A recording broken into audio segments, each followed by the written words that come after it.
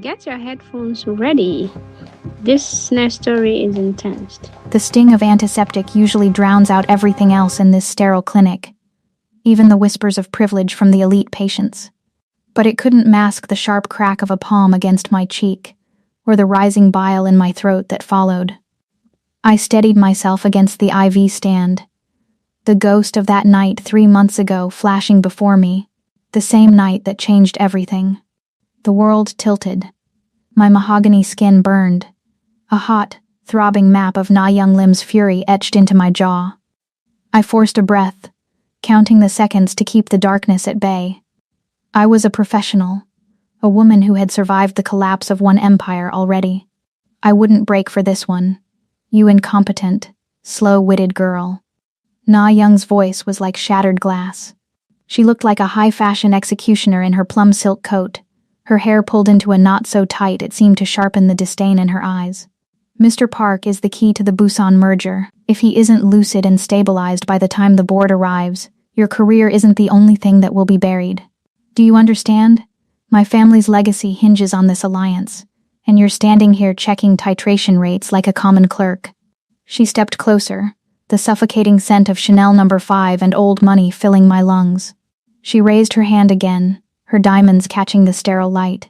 I should have you stripped of your license before the sun sets. Welcome back, my shadowed souls and midnight thrill seekers. Before we plunge into this tale of forbidden flames and hidden airs, make sure you're subscribed, smash that like button, and drop a comment with your city's skyline.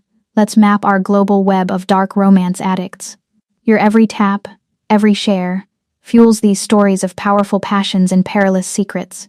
Cozy up in your hidden corner, lower the lights, and prepare for a journey where one slap ignites and empires fall. Let's ignite. The heavy oak doors of the private suite slammed open. The air didn't just change, it vanished. It was replaced by a pressurized, heavy charge that made the hair on my arms stand up. I didn't need to turn around to know that presence. My body remembered the weight of that silence. Lim Du Siop. He moved with the predatory grace of a man who owned the shadows. His charcoal suit was tailored like armor. His face was a masterpiece of granite, sharp jawline, eyes the color of a midnight sea. "Mother," he said. The word was a low vibration that settled deep in my marrow. "That is enough." Na Young straightened, her hand dropping, though her eyes remained venomous. "Du Siop, this girl is being difficult. The Park Alliance is at stake." I was merely reminding her of her place. Du Siop didn't look at his mother. He didn't look at the elderly man moaning in the bed. His gaze was a laser, locked onto the swelling red mark on my face. Recognition flickered in those dark depths. It was followed by a flash of something dangerously like rage. He stepped toward me. I felt a violent wave of morning sickness, not just from the slap, but from the sheer intensity of his focus. "Not now, little one," I pleaded silently, clutching the cold metal of the IV stand. "Stay hidden." "The nurse is doing her job," Du Siop said, his voice dropping an octave. He was standing so close now that I could feel the heat radiating from him. "And you, mother, are overstepping. Go to the car. Now. I will handle the merger. And I will deal with this." Na Hyung saw something in her son's eyes that silenced her. She turned on her heel, her silk coat swishing with a sharp, angry hiss. The door clicked shut, leaving a silence so thick it felt like physical weight. I turned my back to him, pretending to check the IV bag. My fingers trembled. "I need to record the vitals," I muttered, my pulse hammering. "Please keep your voice down." "Mr. Park needs rest." I could feel him behind me. A dark sun. He didn't move. He just watched. I used every ounce of my foster father's training to keep my posture straight. I was Ranini Pilot, the nurse, not the woman who had cried out his name in a darkened penthouse 3 months ago. Suddenly, his hand shot out. His fingers caught my chin. He forced me to turn. The movement was swift, absolute. His touch was cold, but it sent a bolt of electricity straight to my core. He tilted my head, examining the bruise. His thumb brushed against my lower lip. A caress. A claim. The nausea hit me again, sharp and localized. I gasped, my face paling. I leaned away, gripping the counter, but his other hand moved to my waist to steady me. His palm flattened against the slight, nearly invisible swell of my lower abdomen, a detail my scrubs usually hid, but his touch found it instantly. He froze, his eyes dropped to where his hand rested, then snapped back to mine. The tension was a cord stretched to the point of snapping. I saw his nostrils flare. He was reading me, decoding me. "You're pale," he remarked. His voice was a low rumble. "And your pulse is racing. Is it the slap, or is it me?" "It's the shift," I lied. My voice was a whisper. "It's been a long day, Mr. Lim. You know my name," he said. It wasn't a question. He stepped into my space, pinning me between the counter and his frame. He leaned in. His breath was warm against my ear. It sent shivers down my spine that I hated. "And I know yours now. Ranini." A beautiful name for a woman who runs away in the middle of the night. He pulled back, just enough to look into my soul. There was a predatory hunger there, a sharp, calculating intelligence. He noticed the way I avoided his gaze. He noticed the way I held my breath. He noticed the way his hand felt against my stomach. He leaned in closer. His lips almost touched mine. His voice became a dangerous, jagged whisper. "You, what are you doing here? This isn't over." The door clicked shut behind Du Seop as he followed his mother into the hall, leaving me alone in the sterile silence of Mr. Park's suite. My knees buckled. I caught myself on the edge of the mahogany desk, my breath coming in shallow, ragged hitches. The scent of his sandalwood cologne still clung to my scrubs, a phantom weight that made my skin prickle. I needed to move. I needed to disappear into the mundane rhythm of the clinic before he came back. I retreated to the staff break room, the fluorescent hum overhead sounding like a hornet's nest. I didn't turn on the lights. I didn't need them. I walked straight to my locker, my fingers fumbling with the combination. Inside, tucked behind a textbook on advanced pharmacology, was a small plastic sleeve. I pulled out the folded thermal paper, the ultrasound I'd had done at a different clinic across town under a false name. I stared at the grainy image, a tiny flicker of life no bigger than a bean. "Not now, little one," I thought again, the memory of Du Seop's hand against my stomach returning with a jolt of electricity. The cold air of the break room suddenly felt like the drafty balcony of the winter gala 3 months ago. I could almost taste the vintage champagne on my tongue, crisp, bubbly, and expensive. I had been there as a standby medic, hidden behind a lace cat mask that scratched the bridge of my nose. He had been a shadow in a tuxedo, his mask a silver wolf that glinted under the chandeliers. We hadn't spoken, not at first. It was the way he looked at me, like I was the only solid thing in a room full of ghosts. When he led me to the darkened library, the smell of old leather and rain-dampened earth had enveloped us. His hands had been everywhere, rough, possessive, dragging me into a fire that burned away my caution. He hadn't been a boss then. He'd been a storm. I remember the weight of him, the way he'd gripped my hair, and the heat of his skin against mine as the world outside ceased to exist. A sharp metallic clang, someone hitting a trash can in the hallway, shattered the memory. I shoved the ultrasound into my pocket and turned to leave. But the door swung open before I could reach for the handle. Du Seop. He didn't just walk in. He invaded. He shut the door behind him and locked it with a soft, final click. The break room felt microscopic. He loomed over me, his jaw so tight I could see the muscle leaping. His nostrils flared, his eyes tracing the line of my throat as if he could see my pulse jumping there. "You're shaking," he whispered. It wasn't a comfort. It was an observation of a hunter watching his prey. "I'm tired, Mr. Lim," I deflected, stepping back until my spine hit the cold vending machine. I kept my voice clinical. "I have patience. You're trespassing in a staff-only area. I don't care about the rules of this building," he hissed, stepping into my space. He was so close I could see the silver flecks in his dark irises. He reached out, his hand hovering near my waist, not touching, but the heat of it burned through the fabric. "That night, you vanished. No name, no number. Why are you here, Ranini? Why now?" "I work here. It's a job," I said. My eyes locked on his. I didn't blink. I wouldn't give him the satisfaction of seeing me flinch. "I didn't seek you out. If I'd known you owned the air this clinic breathes, I'd have worked in a different borough. He laughed, a low, humorless sound that sent a chill down my spine. You think I believe in coincidences? My mother slaps you, and I find you carrying something. You looked like you were going to faint when I touched you. I saw his fist clench at his side. He was losing his legendary control. He suspected, but he wanted me to break first. He wanted the confession. I reached into my pocket. My fingers were steady now. I pulled out the ultrasound and held it between us. I'm 12 weeks along, I said. No preamble, no softness, just a medical fact delivered with the precision of a scalpel. The silence that followed was absolute. Dusiop's eyes dropped to the paper. For a split second, the Shadow Emperor disappeared. His face went pale, a flicker of genuine raw shock crossing his features before the mask of the Mafia boss slammed back into place. He snatched the paper from my hand, his grip so tight he nearly tore it. This proves nothing, he growled, his voice trembling with a dark, dangerous energy. Anyone could have fathered a child. You think a single night makes this mine? You think you can use a brat to crawl into the limb treasury? I felt a flash of genuine anger, cold and sharp. I stepped forward, closing the remaining inch between us until my chest almost brushed his silk tie. I leaned into his ear, my voice a calm, cutting whisper in fluent, dialect-perfect Korean. Jeokumyeon yong wani neowi jeot era hait jan ah. Duseop froze. He looked like I'd just driven a stake through his heart.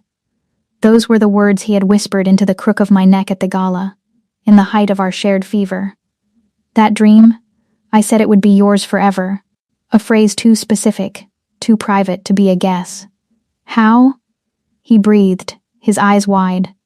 I told you I'm a nurse, I said, reverting to English, my voice steady. I listen.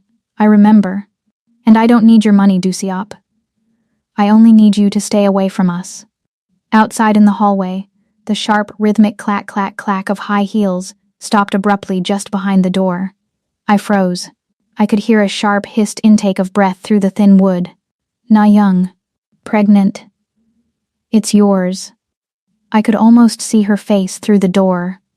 The calculation, the predatory hunger for the family legacy, and the absolute loathing for the servant who had dared to trap her son. The silence from the hallway lasted only a few seconds before the heels started again, faster this time, retreating toward the elevators. She hadn't heard the truth of the night, only the confirmation of her worst fears. She wouldn't come in to help. She would go out to destroy. Dusiop didn't seem to notice his mother's departure. He was focused entirely on me. His shock had curdled into something far more terrifying, a dark, possessive calculation.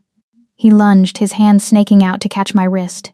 His grip was like iron, not enough to bruise, but enough to make it clear I wasn't going anywhere. He pulled me flush against him, his face inches from mine, his eyes burning with a terrifying light. You think you can just tell me this and walk away? He rasped, his voice vibrating against my lips. You think you can hide my heir in some cramped apartment while you work double shifts? No. He leaned in even closer, his thumb pressing firmly into the pulse point of my wrist, feeling the frantic beat of my heart. This changes everything, he whispered, his tone dropping into a possessive growl that made my blood run cold. You aren't leaving this building until I decide what happens to both of you. You're mine now, Ranini, and so is that child. Try to run, and I'll burn this city down to find you. His grip on my wrist was a brand, the heat of his palm seeping through my skin as if he were trying to claim my very DNA. I didn't pull away. To struggle would be to show him where I was soft, and I couldn't afford a single bruise in my armor. I met his midnight sea eyes with a level stare, my heart drumming a steady rhythm against my ribs, not of fear, but of calculation. You speak of burning cities as if I'm a prize to be won, Dusiop, I said, my voice low and dangerously calm. But a cage is still a cage, even if the bars are made of gold and threats. He didn't answer. He didn't have to. The air in the break room felt like it was being sucked out by the sheer force of his will. He released my wrist, but only to place his hand on the small of my back, guiding me toward the door. It wasn't a gentle gesture. It was an escort. The hallway was no longer the familiar, sterile corridor of my workplace. It had become a gauntlet. 4 men stood like statues outside the door. They were dressed in charcoal suits that mirrored Dusiop's, their faces devoid of emotion, their hands folded in front of them in a way that didn't quite hide the bulges of holstered weapons under their jackets. I scanned them instantly, my foster father's lessons screaming in the back of my mind. 4 targets. 2 at the 12 o'clock, 2 at the 6. The one on the left has a heavy gait, likely favoring a concealed piece on his right hip. The one on the right is the leader. He's watching the exits, not me. I noted the blind spot near the service elevator, and the way the overhead security camera lagged by 3 seconds on its rotation. I could run. But with a life growing inside me, a high-speed chase through Manhattan wasn't a strategy. It was a gamble I refused to take with someone else's stakes. "Pack your things," Dusiop commanded, his voice vibrating against my shoulder. "You're leaving. Now. I have a shift to finish. Patients who are no longer your concern." He signaled to the lead guard. "Clear her locker. Secure her phone. Move." The extraction was silent and terrifyingly efficient. I was ushered through the basement parking garage, bypassed by the public, and folded into the back of a blacked-out SUV that smelled of new leather and ozone. Dusiop sat beside me, his presence a suffocating weight. We didn't speak as the city blurred into a smear of gray and neon, eventually giving way to the iron-wrought gates of an estate that looked more like a fortress than a home. The Lim estate was a monument to cold opulence. As the car rolled up the gravel drive, the moonlight hit the white marble facade, making it glow like a tomb. Massive floor-to-ceiling glass panes reflected the surrounding woods, and I could see the faint red glint of motion sensors tucked into the manicured hedges. "Welcome home, Ranini," Dusiop said, though the word home felt like a threat. He led me inside, the heels of my nursing shoes clicking hollowly on the polished obsidian floors. The air inside was different, richer, flavored with the faint, expensive scent of burning agarwood and the metallic tang of chilled air. It was a gilded prison, and the silence was heavy enough to drown in. He led me into a sprawling study lined with leather-bound books and shadows. A crystal decanter of amber liquid sat on the desk, alongside a plate of delicate gold-leafed pastries. I felt a pang of hunger, the pregnancy demanding fuel, but I looked at the food with a wary distrust. "Sit," he said, gesturing to a velvet chair. He didn't sit. He paced the perimeter of the room like a wolf. "Let's discuss the terms of your stay." "Terms?" I leaned back, crossing my legs and maintaining an air of boredom I didn't feel. "Usually, a kidnapping doesn't come with a contract. This is protection," he snapped, stopping in front of me. He leaned over, his hands gripping the arms of my chair, pinning me in. "My mother knows. Which means my enemies will eventually know. You are a vulnerability I cannot leave exposed. I offer you a discreet handling of this situation. You will stay here, in luxury, with the best medical care money can buy. When the child is born, we will discuss a settlement that ensures you never have to work another day in your life. You can disappear. Start over." "And the baby?" I asked, my voice as sharp as a needle. "Am I supposed to hand over my child to a man who thinks vulnerability is a crime? Do you plan to erase me from the birth certificate like I'm a typo?" His eyes flared. He reached out, his fingers brushing the hair away from my face. The touch was slow, deliberate, sending a treacherous spark through my nervous system. "You're smarter than the women I usually deal with. That's dangerous for both of us. I'm a nurse, Dusiop. I see the heart for what it is, a muscle. I don't care about your settlement. I'm not being handled. If I stay, it's on my terms. I see my doctors. I have my autonomy. And I want to know why your mother is so terrified of a servant that she'd risk a scene in a public clinic." He leaned in closer, his lips inches from mine. I could taste the faint ghost of the whiskey he'd poured earlier. "My mother is terrified of what she can't control. And right now, I can't control you." He stayed there for a heartbeat too long, the silence between us thick with a dark, erotic tension. Then, he pulled back, his mask of stone returning. "A maid will show you to your room. Do not try the windows. They are reinforced. Do not try the doors. They are monitored." I was led to a suite that was larger than my entire apartment. Silk sheets, a bathtub carved from a single block of jade, and a view of the dark forest. Once the door clicked shut, I didn't cry. I didn't collapse. I waited. I stood by the door, listening to the receding footsteps. Then, I began to move. I checked the corners for lenses, found one in the smoke detector, another in the clock. I moved to the walk-in closet where my few belongings had been placed. I began to systematically search the room, not for a way out, but for the secrets of the people who had brought me here. My fingers traced the underside of a heavy oak bookshelf. Click. A hidden latch, a small panel popped open, revealing a dusty leather-bound album that looked out of place in this modern room. I pulled it out, my breath hitching. I flipped through the pages, mostly old black and white photos of the Lim family. But then, I stopped. It was a candid shot from a gala decades ago. In the center was a young, smiling Nay Young, and standing directly behind her, dressed in the uniform of a high-level security detail, was a man I recognized instantly. My foster father. There was a handwritten note in the margin, the ink faded but legible. December 1998. The betrayal is set. No loose ends. Rage, cold and pure, surged through me. This wasn't just a coincidence. My foster family hadn't just been killed. They had been sacrificed by the very people I was now living with. My grip tightened on the photo, my knuckles turning white. Suddenly, the heavy handle of my bedroom door turned. I shoved the photo into the waistband of my scrubs and threw the album back into the hidden compartment just as the door swung open. Dusiop stood there, his coat off, his shirt unbuttoned at the collar. He looked at me, his eyes narrowing as he took in my position near the bookshelf. "You're still awake," he said, his voice a low, suspicious rumble.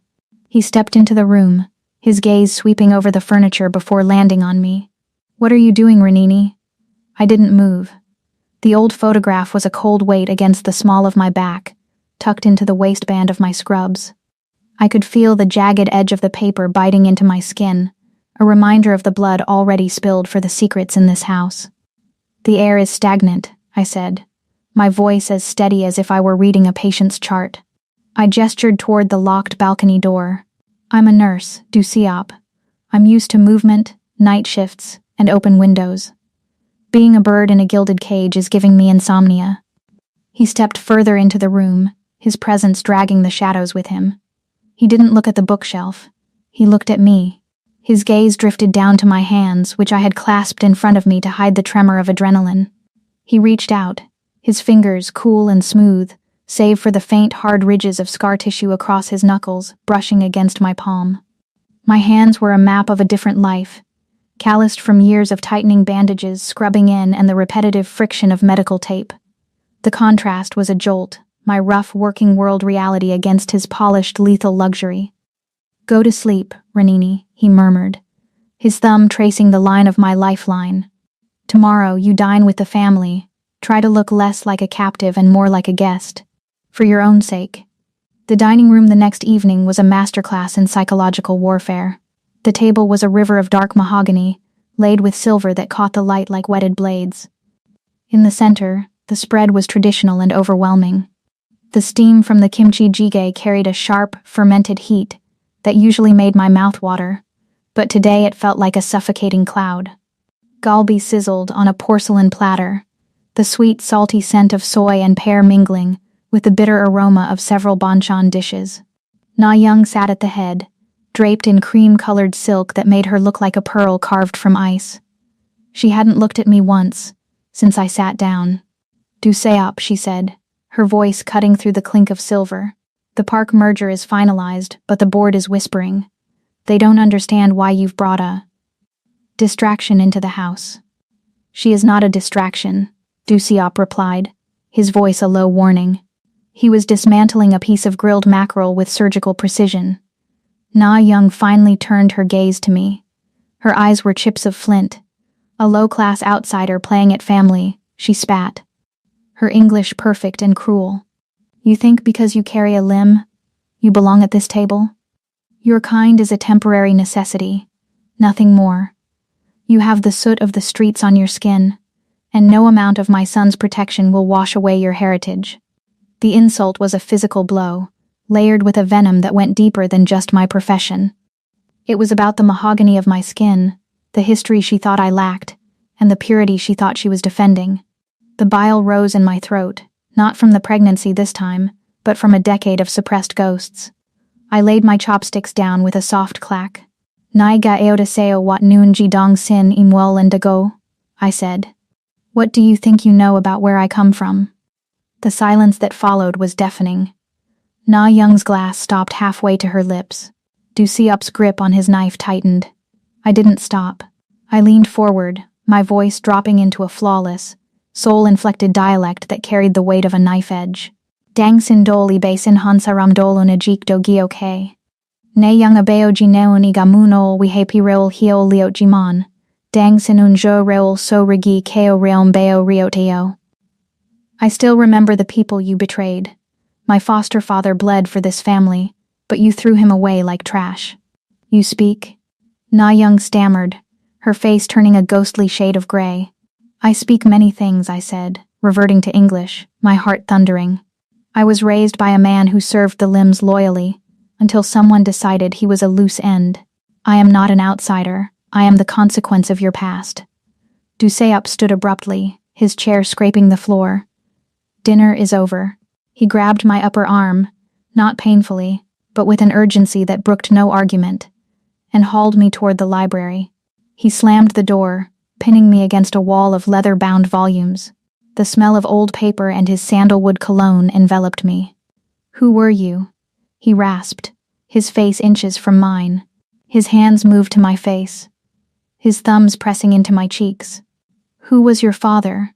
His name was Han, I whispered, my defiance flickering like a candle in a storm. I felt his body heat, the hard line of his chest pressing against mine. He was a shadow for your father. He taught me how to hide, how to listen, and how to survive when people like you decide we've outlived our usefulness. Du Siop's eyes darkened, a swirl of confusion and a budding, terrifying obsession. His hand slid down my neck, his thumb tracing the faint scar on my wrist where a needle had once slipped during a double shift. His touch was almost tender, a stark contrast to the violence of his world. No one speaks to you like that again, he muttered, his voice dropping into a possessive growl. Not even my mother.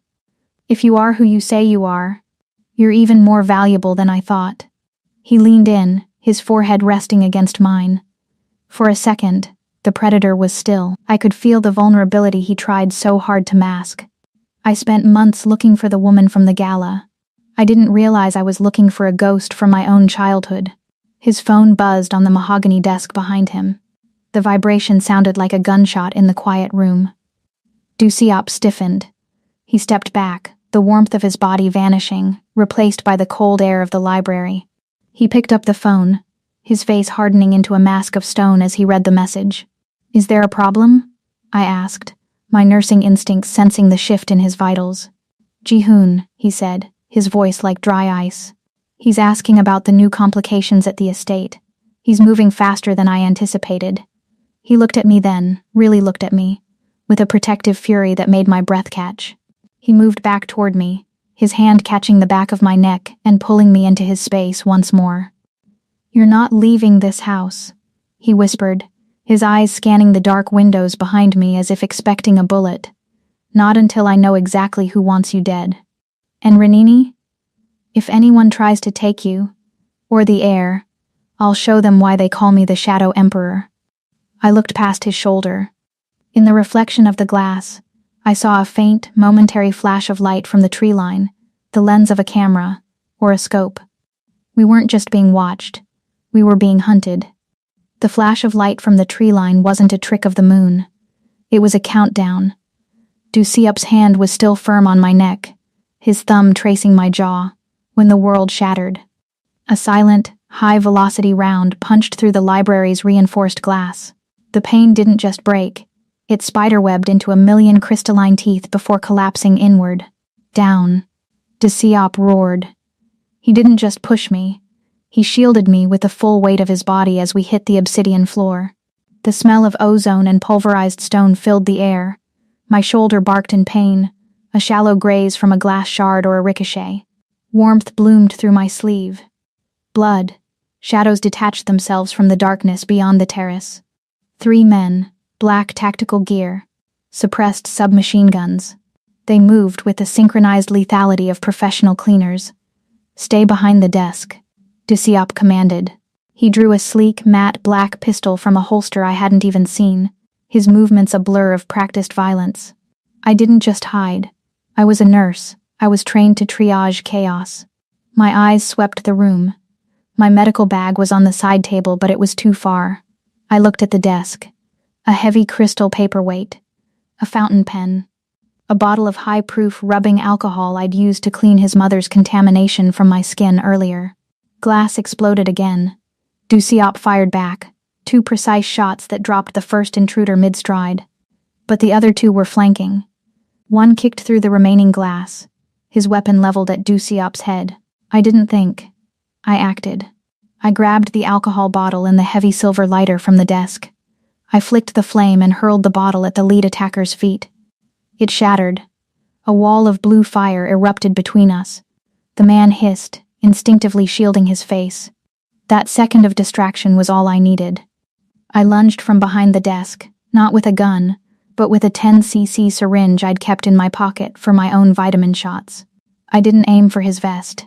I aimed for the gap in the helmet, the soft tissue of the neck.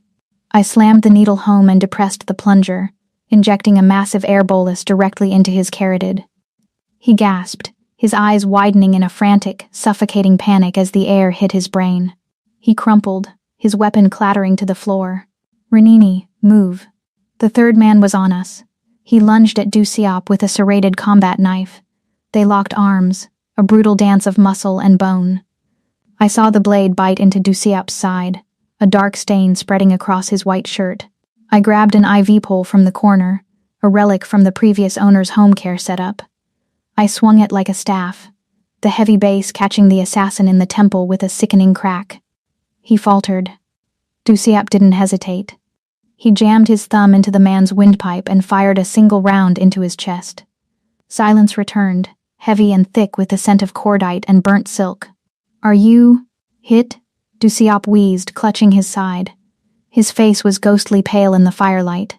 "I'm fine," I lied, my heart hammering against my ribs. "Stay calm, Renini. Focus on the wound. You're bleeding. Sit. Now." I pushed him into the velvet chair. The fire from the alcohol was dying out, leaving us in a dim orange glow. I grabbed my medical kit, my fingers moving with a cold, detached efficiency. I ripped his shirt open, exposing the gash along his ribs. It was deep, the edges ragged, blood bubbling with every ragged breath he took.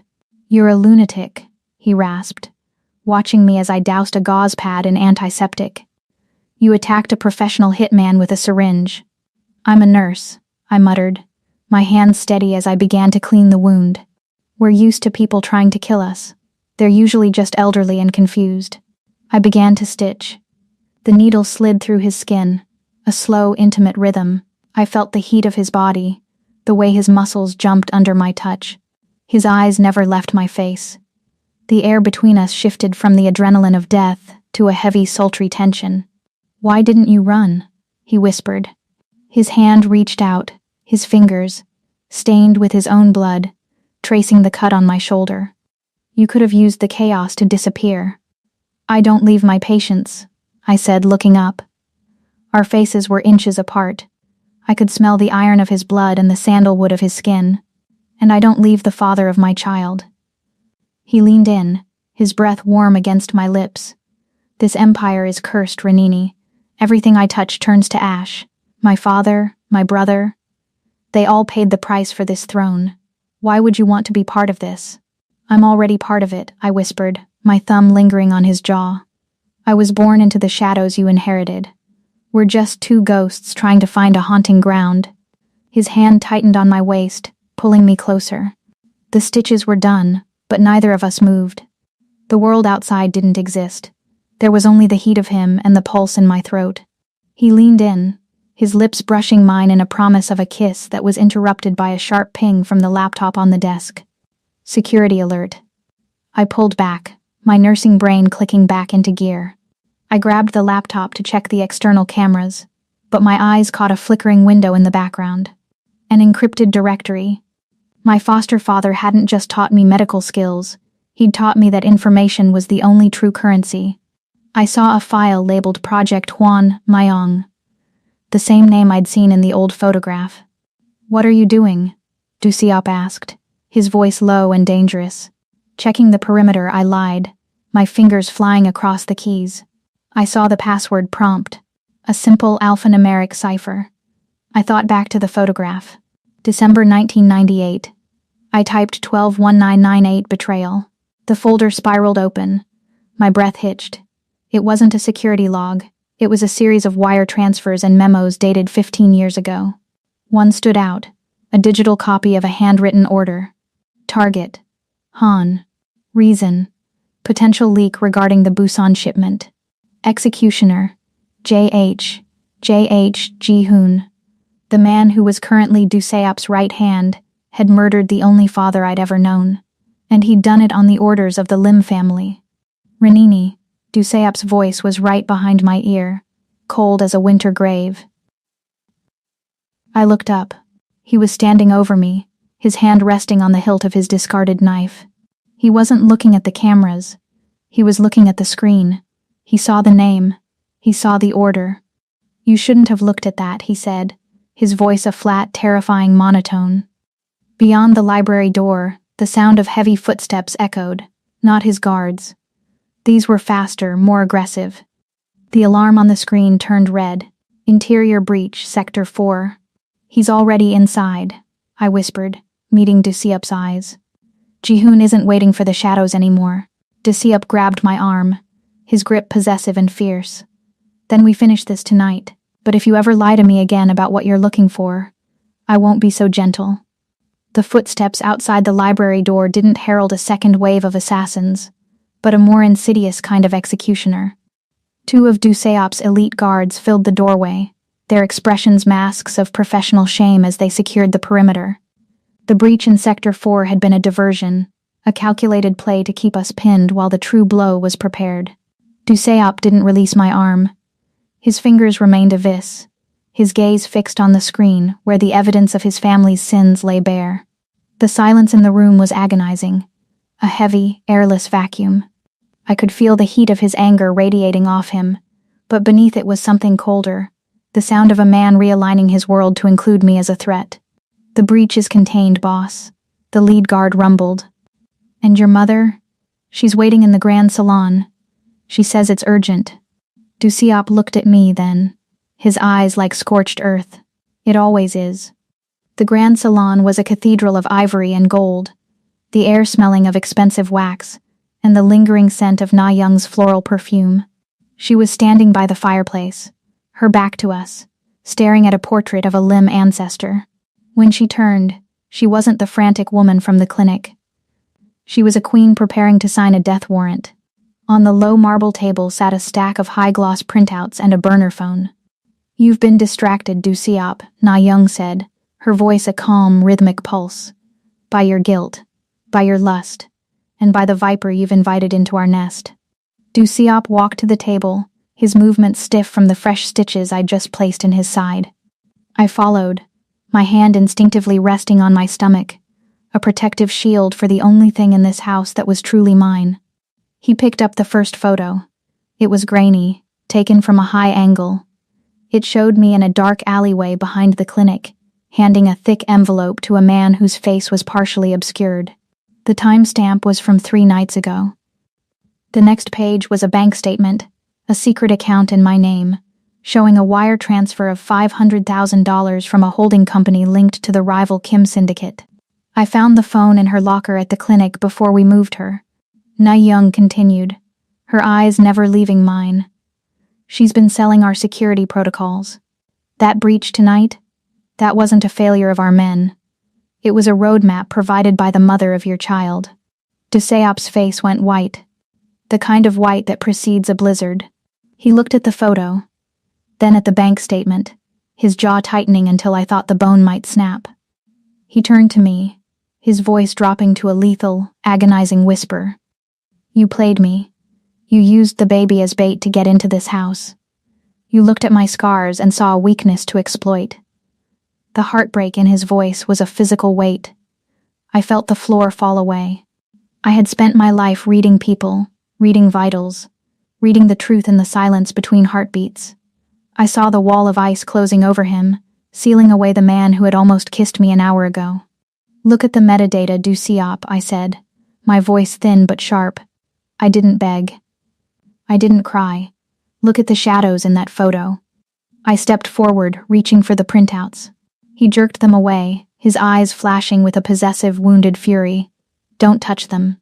Give them to me, I commanded, my nursing school authority bleeding through. If you're going to kill me, at least be certain you aren't doing your mother's dirty work. Something in my tone, a fragment of the girl who had survived the foster house fires, made him pause. He slammed the papers onto the marble table.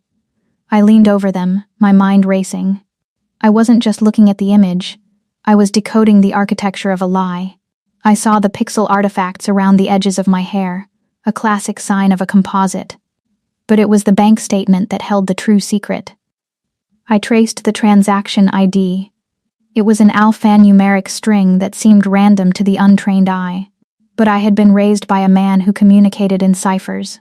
7HWANMYEONGBUSAN. I felt a cold thrill of realization. Na Young hadn't just forged this. She had used an old template. She had used the same secure ledger system the Lims had used 15 years ago to pay off the men who murdered my foster father. This transfer ID, I said, pointing to the string. It's a legacy code. Your mother didn't just find this. She generated it using the family's private smuggling ledger, the one linked to the Busan shipments in '98. I looked up at Na Young. She had gone perfectly still, the color draining from her lips. You were so eager to frame me that you used the same cipher you used to authorize the hit on Han, I said, my voice a jagged edge in the silent room. You didn't forge this to protect the family from me. You forged it to protect the family from the truth. You're afraid I'll find out that you were the one who signed the order, not the Kims. The silence that followed was heavy, a suffocating velvet. Du Siop looked from the paper to his mother. He saw the shift in her posture, the way her hand trembled against the silk of her dress. Mother? He breathed. The word was a question, a plea, and a condemnation. I did what was necessary. Na Young hissed, her mask finally shattering. That man was going to expose the shipments. He was going to ruin your father. I protected the legacy. And this woman, she is his legacy. She is an infection in our bloodline. Du Siop turned back to me. The evidence was debunked, the forgery exposed. But the damage was done. The trust wasn't just broken. It was pulverized. He looked at me, and I saw a man who felt like a fool for believing in a connection that was built on a foundation of ancient blood and lies. He stepped into my space, his hand trembling as it hovered near my throat. He didn't grab me. He just stood there, his breath hot against my face, his eyes searching mine for a truth he was no longer capable of seeing. I let you see my scars, he whispered, his voice breaking, and all I see now is a ghost of a war I didn't start. You're a reminder of everything I hate about this life. I am the mother of your child, I whispered back, a single tear escaping my control. And I am the only person in this house who hasn't lied to you. He closed his eyes, a look of pure, unadulterated agony crossing his face. He lowered his hand, his posture slumping as if the weight of the Lim Empire had finally crushed his spine. I can't look at you, he said. It was the most honest thing he'd said all night. Every time I see your face, I see the blood of a man my family murdered. I see the betrayal. I see the lie I almost told myself. He turned his back on me, staring out into the dark, rain-streaked windows. Get out, he said. The words were quiet, but they carried the finality of a tombstone. Du Siop, get out. He roared, turning back with a fury that made even the guards flinch. Before I forget that you're carrying my heir. Before I decide that the only way to end this war is to bury everything associated with it. He signaled to the guards. Remove her. Take her to the safe house in the outer borough. She is to be monitored 24/7. No one goes in. No one comes out. She is a prisoner of the state until the child is born. As the guards grabbed my arms, I looked over my shoulder. Na Young was watching from the shadows of the fireplace, a look of cold, grim satisfaction returning to her features. She had lost the battle of the forgery, but she had won the war for her son's soul. I didn't fight them. I didn't scream. As they dragged me toward the door, I leaned my head back and whispered one final truth into the cold air. You're making the same mistake your father did to Siop. You're pushing away the only person who can help you survive Ji-hun. He didn't turn around. He just stood there, a solitary figure in a room full of gold, as the heavy doors of the Grand Salon slammed shut behind me. The heavy thud of the Grand Salon doors echoed like a gavel. It was the sound of a sentence passed. The guards didn't wait. They flanked me, their hands firm on my elbows, guiding me through the marble labyrinth of the estate toward a waiting black sedan. The night air was cold, biting through my thin scrubs as they shoved me into the back seat. I pressed my palm against the cool leather, my other hand instinctively covering the slight swell of my abdomen. We're on our own again, little one. The thought was a jagged shard of ice in my chest. Siop's face, the raw, bleeding heartbreak in his eyes before he turned into a pillar of salt, haunted the dark glass of the window. He hadn't just exiled me, he'd lobotomized his own hope. The ride to the outer borough safe house was silent. I didn't fight. I didn't plead. I sat like a statue, eyes down, faking the hollowed-out compliance of a woman who had finally been broken. But behind my closed lids, I was mapping the turns. Left on Atlantic. A long stretch on the beak. We were headed toward a desolate corner of Queens, where the warehouses outnumbered the people. The safe house was a third-floor walk-up in a building that smelled of damp concrete and old cooking oil. It was a fortress of boredom. Reinforced steel door, bolted windows, 4 cameras, 2 in the main room, 1 in the kitchen, 1 at the entrance. Stay put, the lead guard grunted, locking the door from the outside. Food's in the fridge. Don't make us come in there. I waited. 1 hour. 2. I sat on the edge of the cot, feeling the heavy fatigue of the second trimester settle into my bones. My feet were swollen, my head spinning with the low blood sugar shakiness of a missed meal. I forced myself to eat a dry protein bar from the pantry, every bite a battle against the rising bile of morning sickness. Then, I moved. I headed to the bathroom, the only blind spot in the unit. I turned the shower on full blast, letting the steam fill the small space. I reached into the waistband of my scrubs and pulled out the small, jagged piece of metal I'd swiped from the SUV's door handle during the ride. It wasn't a key, but it was a bridge. I stood on the toilet, reaching for the smoke detector. I knew the limb security model. It was centralized. I used the metal shard to short the internal wiring of the unit. A small pop. A sizzle. The red light on the kitchen camera flickered and died as the circuit surged. I didn't waste a second. I moved to the kitchen, used the same shard to jimmy the lock on the service window, the one the guards assumed was rusted shut. It groaned, a scream of metal on metal that I prayed the steam from the shower would drown out. I slid through, my heart hammering a frantic rhythm against my ribs, and dropped onto the rusted fire escape. The street grid of Queens felt like heaven. I vanished into the shadows of the industrial park, my mind already pivoting. I found a 24-hour laundromat 3 blocks away. Using a stolen burner phone I'd tucked into my medical kit weeks ago, I accessed the dark web node my foster father had taught me to use before the fires. My fingers flew across the cracked screen. I wasn't just looking for Ji-hun, I was looking for his digital footprint. I pulled up the encrypted logs I'd scraped from Siop's laptop during the ambush. 11-98 betrayal. I used the cipher to decode the hidden packets tucked into Ji-hun's recent outgoing messages. It was a pattern of dead drops and ghost pings. Vulture to nest. The king is blind. The queen is cornered. Midnight at the forge. The forge, I whispered. It was an old shipyard in Brooklyn, a place where the limbs used to scrap their stolen vehicles.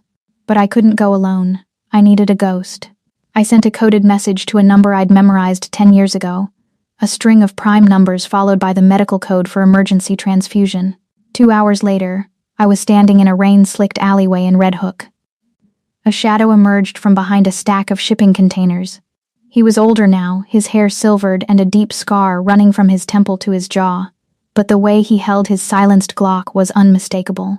"Ranini," the man rasped. It was Uncle Song, my foster father's most loyal lieutenant, the man everyone thought had burned in the house. "You look like him. You have Han's eyes." And his enemies, I said, my voice tight. Ji-hoon is moving, Song. He's the one who authorized the hit on my father, and now he's coming for the limbs from the inside. Song stepped into the light, his eyes softening as he looked at my stomach. You're carrying the Shadow Emperor's blood. Do you know what they'll do to you if they find you? I know what I'll do to them first, I countered. I have the ledger. I have the proof that Na Young and Ji-hoon have been scrubbing the accounts for years. But I need to know where Ji-hoon is gathering his men. Song handed me a ruggedized tablet. He's not gathering. He's already in place. Ji-hoon isn't just a rival, Renini. He's been building a splinter cell within the limb guards for a decade. He's been waiting for Du Siup to be weak. And right now, with you gone, Du Siup is a ghost. We spent the next 6 hours in a cramped basement apartment, cross-referencing Ji-hoon's encrypted emails with the physical movements Song had been tracking. We found it, an audio snippet from a bug Song had planted in a high-end club. The estate falls at dawn. Ji-hoon's voice was unmistakable, cold, arrogant, and hungry.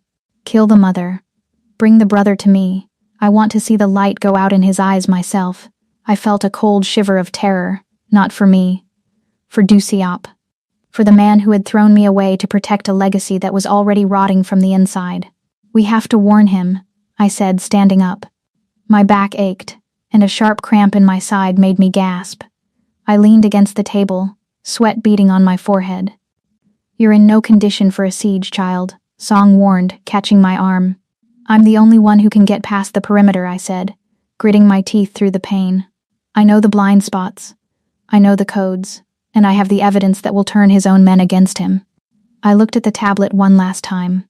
A final encrypted message popped up on the screen, a high-priority alert from the estate's internal server. Breach in progress. Main gate compromised. The clock had run out. Song, get the car, I commanded, my strategic mind overriding the exhaustion of my body. If we don't move now, there won't be an empire left to save. As we raced toward the estate through the pre-dawn fog, I clutched the drive containing the decrypted proof. My eyes were fixed on the distant silhouette of the Lim mansion on the hill.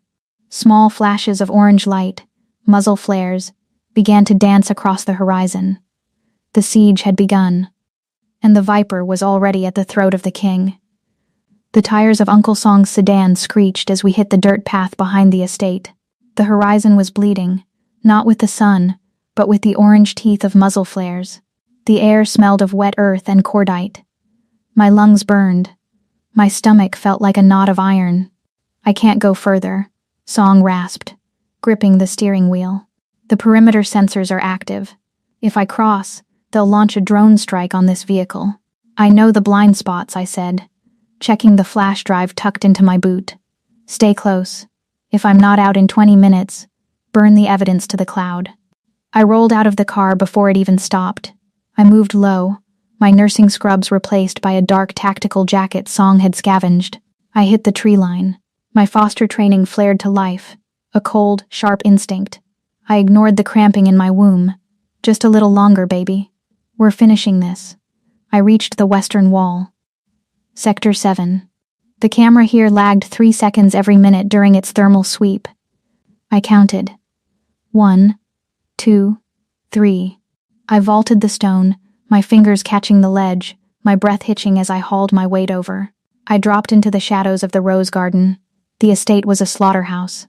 Glass shattered above. A guard fell from a second-story balcony, hitting the pavement with a sickening thud. I didn't stop to check a pulse. I moved toward the service entrance, my fingers dancing over the keypad. 09121998.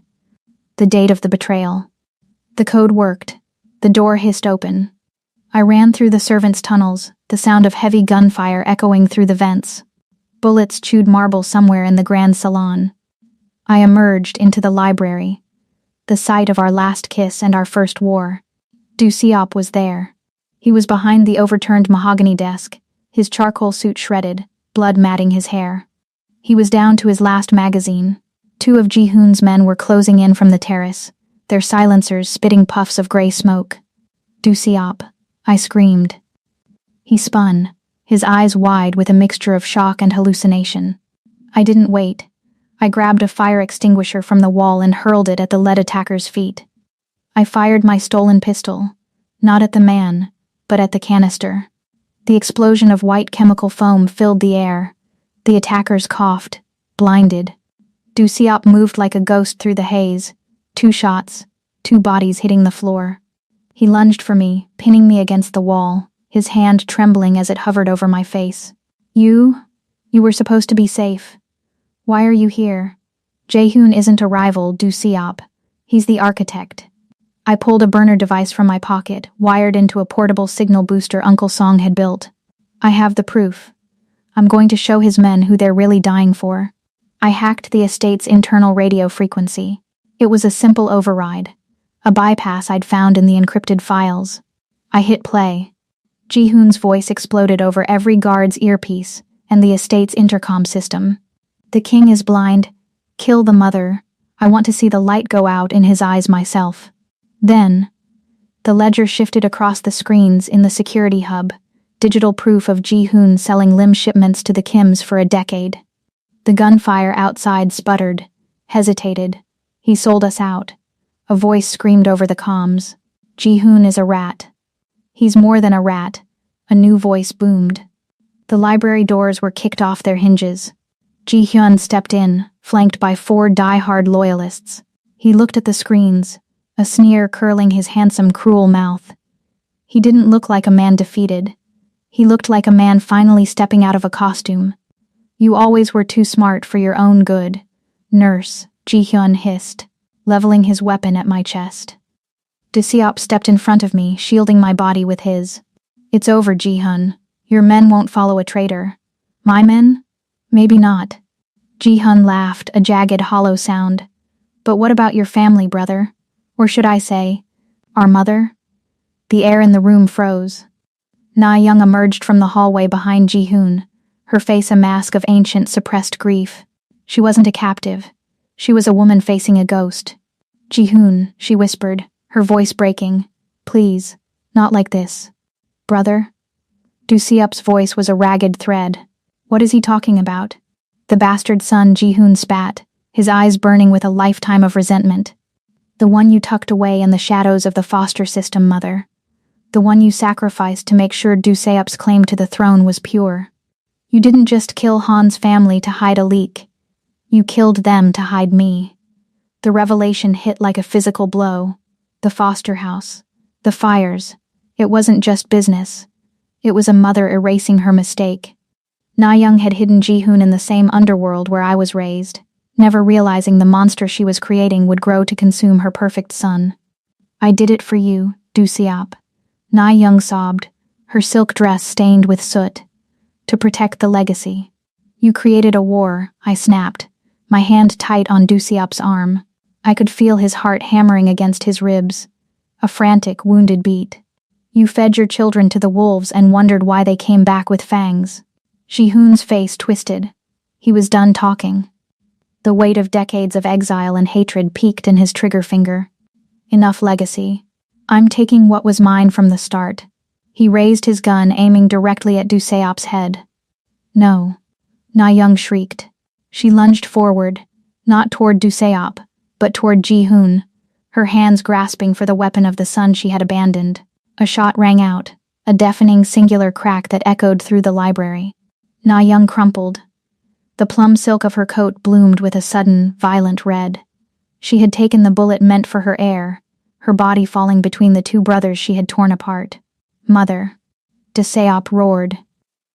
Jihoon froze, the reality of what he'd done flickering in his eyes for a split second. I didn't wait for him to recover. I grabbed the heavy glass decanter from the side table and hurled it with every ounce of my remaining strength. It shattered against Jihoon's head just as he regained his focus. He stumbled back, blood and bourbon stinging his eyes. Go. I hissed at Duseop, pulling him toward the terrace. He's not alone. We have to finish this now. But as we reached the edge of the balcony, a new shadow loomed. A helicopter with the Kim Syndicate logo was descending over the lawn. Jihoon's backup had arrived, and he was through playing fair. The helicopter's blades whipped the night air into a frenzy, a deafening roar that swallowed the screams of the dying. The wind tasted of aviation fuel and cold rain, stinging the open graze on my shoulder. On the balcony, the world seemed to contract until there was only the three of us, the air, the ghost, and the woman holding the secret of their blood. Ji-hun wiped the blood and bourbon from his eyes, his face a mask of fractured sanity. He lunged. Duseop met him halfway. It wasn't a choreographed duel, it was a collision of lifetimes. Fists collided with bone. Duseop, already leaking blood from his side, fought with a feral protective rage. Ji-hun fought with the bitterness of a man who had been told his whole life he didn't exist. They crashed into the stone balustrade. Duseop's stitches tore, a fresh bloom of red soaking through his ruined shirt. "You got the silk sheets." Ji-hun roared, driving a knee into Duseop's wounded ribs. "I got the scraps. I got the foster homes and the cold basements, while you played at being a king." Duseop gasped, his face contorting in agony. But he didn't let go. He grabbed Ji-hun's throat, pinning him against the railing as the helicopter hovered like a vulture above the lawn. "You killed her. You shot the only person who could have given you the name you wanted.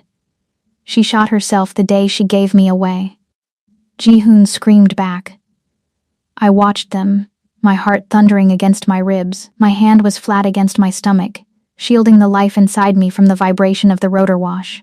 I couldn't shoot. The risk of hitting Duseop was too high. I had to be the scalpel, not the sledgehammer.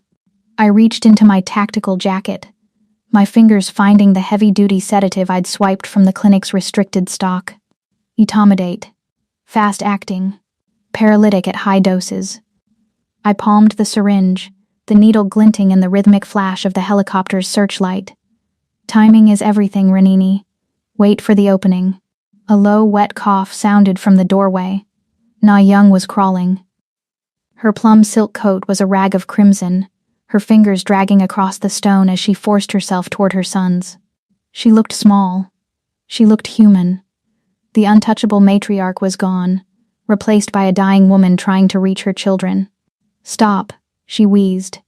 It was barely a whisper, yet it cut through the roar of the engines. "Please, my sons." The distraction was enough. Ji-hun's eyes flickered toward her for a fraction of a second, a moment of hesitation from the boy who still wanted a mother's love. I moved. I didn't run. I glided, staying low. I lunged forward as they grappled, my hand snaking around Ji-hun's shoulder. I didn't aim for a vein. I didn't have the luxury of precision. I jammed the needle into the large muscle of his neck and slammed the plunger home. Ji-hun let out a choked cry, his body stiffening as the chemical fire flooded his system. He swung a backhand that caught me across the jaw, sending me reeling back against the library doors, but the damage was done. He stumbled. His limbs became leaden. The rage in his eyes turned to a glassy, terrifying confusion. Duseop caught him as he fell, lowering his half-brother to the stone floor. "What? What did you do?" Duseop panted, his eyes wide as he looked at me, then at the sedated man at his feet. "I gave us time," I rasped, tasting blood from my lip. The helicopter's searchlight swept over us, but the muzzle flares from the garden below had ceased. Uncle Song and the Loyalists had taken the perimeter. The Kim's backup was hovering, hesitant, realizing the man paying the bill was no longer in control. Na Young reached the brothers, her hand trembling as she touched Ji-hun's slack face, then Duseop's bloodied hand. "I hid you. To save the line," she whispered, her voice a rattled breath of wind. "I thought if I erased you, Ji-hun, the war would never start. I thought I was protecting Duseop from a rival claim. I was wrong. I was so wrong. I created the monster that killed me." She looked at me, her eyes clouded with the coming dark. "The nurse, she has the strength I lacked. She protects what she loves, without destroying it." She reached out, her fingers brushing my hand where it rested on my stomach. "Forgive me, both of you. Build something that isn't made of shadows." Her hand fell. The tension left her body, her final breath escaping as a soft sigh into the rain. Na Young Lim was dead, her body a bridge between the two sons she had spent a lifetime tearing apart. The silence that followed was heavier than the gunfire had ever been. Duseop sat there in the rain, cradling his mother's head in his lap while his half-brother lay unconscious beside him.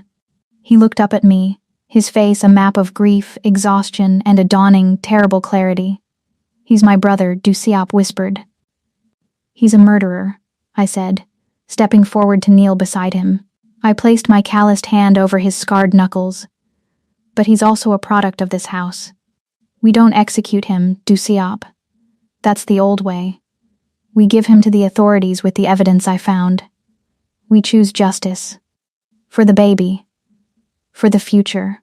Dusiop looked at Ji-hoon, then back at me. The lethal coldness in his eyes, the Shadow Emperor's mask, cracked. He leaned his forehead against mine, his tears mingling with the rain on my cheeks. "You're the only truth I have left," he murmured. Below us, the helicopter began to veer away, its pilots realizing the Lim estate had a new, undisputed ruler. Sirens began to wail in the distance, a blue and red pulse echoing against the clouds.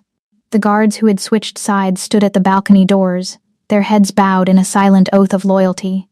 I felt a sharp, sudden flutter in my lower abdomen. A kick. A tiny, defiant reminder that life persists even in the wreckage of empires. "The baby," I whispered, taking Dusiop's hand and placing it over the spot. "He's awake." Dusiop's breath hitched as he felt the movement. For the first time since I'd met him, the tension left his shoulders.